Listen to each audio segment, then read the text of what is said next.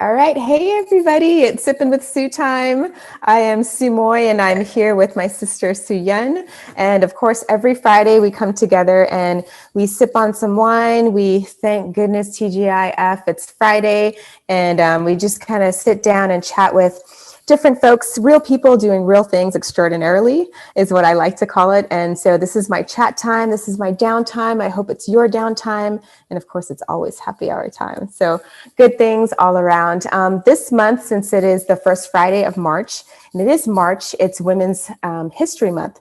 And so I want to dedicate every Friday from here on out to celebrating women. So women have played such a huge role, everywhere, in every capacity that you can think of. But yet, we have had in the past and still do, unfortunately, need to break barriers and, have to go through a lot of different obstacles and like uphill battles to be seen and to be heard. So, what I want to talk about is celebrating women and just talking about the different women who rock, who inspire, who have led us. And of course, talking with my sister here, Suyen. We don't have to go very far. She's just in Tampa, Florida. And of course, we're here on video, so it's like she's right here. But I'm bringing her in because we don't really go too far, right? At all when we are looking at people who've inspired us. And Suyen is coming from Tampa, Florida.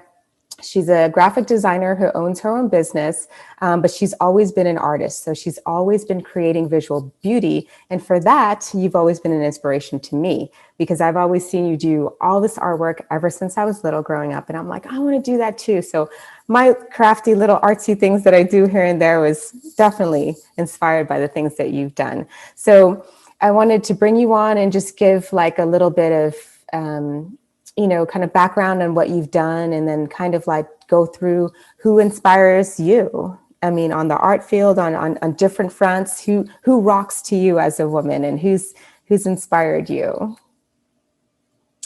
Well, thanks for having me here. And Of I course. definitely was looking at that tank top and wondering what's up with that.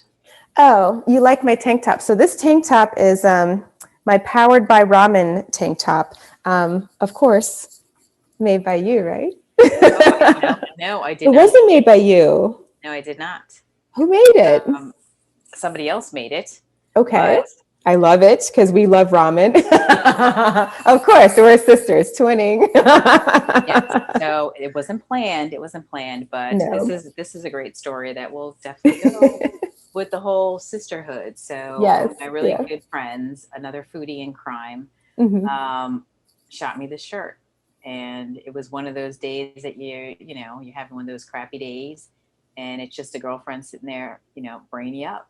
So she shot it to me because it's like we love ramen, we love food, Hmm. we love Asian food, any type of Asian food. We do Hmm. not discriminate. Nope. But and then you saw it, and I got it for everyone. Yeah, I saw her wear that and I was like, I must have that shirt because again, Autumn. So Autumn's my bestie and we're like freaking ramen like crazies. Yeah, I Anytime mean we get it. together, it's like, show me the ramen. Where can we go to get ramen? So it's like Good a little ramen mini would reunion. be, or some Yeah, Vietnamese, whatever. for sure, for So sure. yeah, So food is always in our hearts, noodles, yes, hearts and bellies. it's definitely a social thing for sure. For So sure. Yeah. yeah, so who inspired me women wise? Well, starting from the rock point of view, definitely, Anne and Nancy Wilson. Who Mm-hmm. hasn't? Nancy, her guitar chops are like, just as good as the boys, Mm-hmm. and Anne has an amazing voice, always has, always will. Even though she's kind of, I mean, everyone ages. I mean, even if you listen to her now, although we miss that. I have to keep Definitely. opening up that newspaper. It was like, Ann Wilson, what are you doing tonight? We missed it, yes, in San Antonio. But that would have been Mm-hmm. awesome because I've seen her a couple times. But even if you check out a video of her singing now, she is amazing. She knows how to control her voice, even though she has a well seasoned voice, you know. Hmm. Pat Benatar, another one, is Yes. Yeah. wonderful. We've had a, Our yeah, she's been a gal, huge influence. Yeah. our And gals then from there's, Long Island. yeah, so that was something that I actually didn't know. I didn't know that she was from our, she's from our hometown. We're from Long Island, New York, born and raised, right? And didn't know that she's a Long Island girl too, which is super cool. But a lot of controversy right now going on with Pat. Controversy in the terms of when is when is everybody else going to come in and give credit where credit is due? And that goes back to women playing a huge role in different things in their respective areas. And Pat Benatar has come in. She sings. She's amazing. She's been doing. She has been a trailblazer. For women in the rock arena in that field, and yet she has yet to be inducted into the Rock and Roll Hall of Fame. Like, what's going on? I don't know. Like I said, she's the Susan Lucci of that. That is just disgusting. Disgusting, I tell you, folks. Where's that petition? Let's start it now. I can tell you, I remember when that LP came out, Hmm. and she was amazing. And the fact that she was amazing was the fact that you could stop the music and you could hear her 4.5 octave voice. This little pint size. What is she? Maybe 5 foot. Hmm. And she can belt this stuff out without any music, Hmm. you know? And Yep. just listening to that, it threw everybody out because everyone was like, who is this person? She was everywhere, and the Hmm. fact that she hasn't, I mean, this year, what did they say? They nominated her. Not good enough. Not Hmm. good enough, you Yeah. know? And Yeah. even going to, what is it? I was telling you about Susie Quattro. They totally snubbed her. She hasn't Hmm. even gotten a nomination. And people like Joan Jett, Leah Ford, Hmm. um, That were all influenced by her. Again, celebrating women and seeing like she was a trailblazer. And then look at how many amazing stars came out of, you know, her from her inspiration and her doing what she was doing. Joan Jett came out of it, Lita Ford came out of it, all these other people. But give credit where credit is due. yeah, they should, and I don't know why, but it's unfortunate. I mean, even Janet Jackson, when she got her award, she's like, there needs to be more women. And it's like, Hmm. amen. What is going on? So hopefully they'll do something about it. But yeah, I will be definitely looking out for those petitions. I will be signing it. Yes, me too. Everybody go Pat. It's Pat 2021. This is just ridiculous, Yeah, So totally. So, what about some folks that have inspired you through maybe some other qualities outside of music? um, well, kind of piggybacking on Black History Month that we just Hmm. came out of. Anytime I read, and I can't even sit there and say, like, if you ask me what's your favorite, quote or something, it's Maya Angelou. Anything she Okay. writes is inspiring. It just is. It just puts a smile on my face. Hmm. You don't even have to put a colored background behind it. You know what I'm saying? Just the Yes. words Yeah. itself. It's so powerful knowing where she came from and just having that confidence and grace. Hmm. It's great. It's Yeah, very and it gives you a sense of power. It gives you a sense of hope. So a lot of her work is very inspirational. And I have my little days where it's just like I'm down and stuff like that. And yeah, you've punched over quite a few of her inspirational quotes out, and it's been it's the sunshine on a cloudy day, right? it is, and that's what you need Yeah. because it's not every day is going to be the greatest, but you know what I mean. Hmm. You got to cope and get through it, and that's a great coping mechanism. Hmm. Yeah, yeah. So that's writing wise. So some other. What about in your art in like what you do as a graphic artist and in the realm of arts and stuff and artwork? I mean, how were there any people that you wanted to emulate? Any women that were inspirational on that front? Well, because I started off as kind of a fine artist, right? So I used to draw a lot. I I got my first sketch pad. I bought it myself, and I would spend hours and hours just sitting around the kitchen table, just drawing anything I could get Mhm. my hands on. You know, pictures from magazines, still lives that I could make, anything. But you know, as far as the artist part of me goes, I definitely have to say, you know, Georgia O'Keeffe is pretty neat. You know, she's ultimate feminism. You know, a lot of people are a little about her, but you can't deny the fact that she's ultra feminism. I definitely, um, it's optical art, right? So it's Bridget Riley, and she was British, right? She's from Britain, and you got to check her stuff out if you haven't. Her stuff came out like in the '60s and stuff, and she is, I guess, known as like the mother of optical art or of op art. You know, the movement that came out. So one thing that's pretty popular that most people would probably know about is the movement of squares. And I mean, if you think of Escher, I mean, everything's an optical illusion. It could be black or white, it could be the colors and the repetition, but I'm telling you, it makes your eyes move. And to know something color and to know shapes that well and how to integrate them is amazing. Totally amazing. So Awesome. those would be my top two, but I can't discount Frida Kahlo. Hello, love her. Frida, yes. They had over at the Dolly Museum, which we'd love to go to. Yes, the dolly's awesome. They had they had an exhibit with her, and I went with a group of women that I was just like, we got to go. It was we're going to grab lunch. We're going to do this whole thing, and I have to say, if you don't know Frida Kahlo, you need to go check her out. But you need to check her out as far as checking out the research. I'm not talking about just looking at certain, you know, paintings. Start from the beginning because most artists they go through a transformation. Everyone does. So they usually start out in a realistic type of painting, and they're darn good until they find their style. And you see the transformation where you're just like, now you know every single painting you see that she did it, and she does the best self portraiture.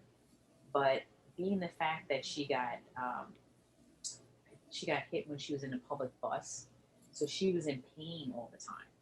So she was in, which is just unbearable to think of. Like they had like like it was like a cast iron thing, like a bodice Hmm. to keep her in place, and she would basically be laying down and painting off of the reflection. Hmm. What? Yeah. Sorry, my eyesight doesn't even go that far. Yeah. You Yeah. know what I mean? Just the fact of seeing, and you look at that painting and you're like, oh my God, that's what you did and overcame to get that product. Hmm. That is amazing. Yeah. Awesome. Awesome. Yeah. And you've done some you've done amazing Frida painting as well, actually here in San Antonio. Yes. Yep. Gotta paint. Gotta paint. Yeah. Gotta go back You to don't the have it, or basics. did you give it away? I did. Okay. Gotcha. Gotcha. Yeah. I was like, you should show us, but she gave it away. So, as most artists do, they do these amazing works, and that's what she did. And then, you know, it gets adorned in somebody's home, and they get to look at that and enjoy it from here on out. But amazing. Cool. So, what other so I know that you work also with aspiring younger folks, right? That are working towards discovering art. So tell us a little bit about what you've done with some of those folks. I think you did something recently with a group of females, right? So Yes. just explain a little bit about that to us. So, one of my passions is definitely giving back to the community, and something that is very much lacking in the school system, you know, is the fact that all the arts, and it doesn't need to be just drawing and painting, it could be, you know, visual arts, could be photography, it could be dance, it could be writing, any of that, culinary arts. Um, so to me, that's huge because it gives kids that creativeness that that takes them away from the school world. the amount of testing that they have to do. That left side, right side, right? Yes. It helps them cope. You know what I mean? Yeah. I know that helped me cope, Mhm. because, your brain is running. You could sketch something out, you could write words, you could do word association, you could do pictures, anything that connects you to that. So I try to give back to the community in that way. And I had a chance to get invited to a series of, it's called Lighthouse, and they are raising awareness for blind people. So they actually have a product where they make these bracelets, and they have certain, you can get it personalized, and it has like leather. I don't have a picture of it, but it has like leather bands. So, but the kids make them themselves. Mhm. So basically they're going through this entrepreneurism where they sit there and they figure out their business plan, their MBI, if they need to raise sales, how are they going to do that? How are they going to meet the demand? So all of that. So they brought me in to talk about the marketing because they're going to come up with a logo. So I went in there and I kind of just chit chatted with them again. There was technical difficulties. There always is technical difficulties. We powered through like we're doing now. We Yes. powered through. We will prevail. And they had a great time. So, Mhm. we bounced a lot of ideas. I mean, it was primarily women, and they're about high schoolers. Mhm. And, it's just great because you can have a business now. You can do a lot of different things that, they're trying to integrate in school that, we necessarily didn't have a chance to have, Mhm. not in my high school. We didn't Mhm. really think of that.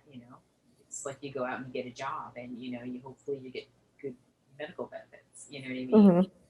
Yeah, you're working through it as opposed to visualizing what you're going to do and get that plan towards it. It was just, we're going to go to work.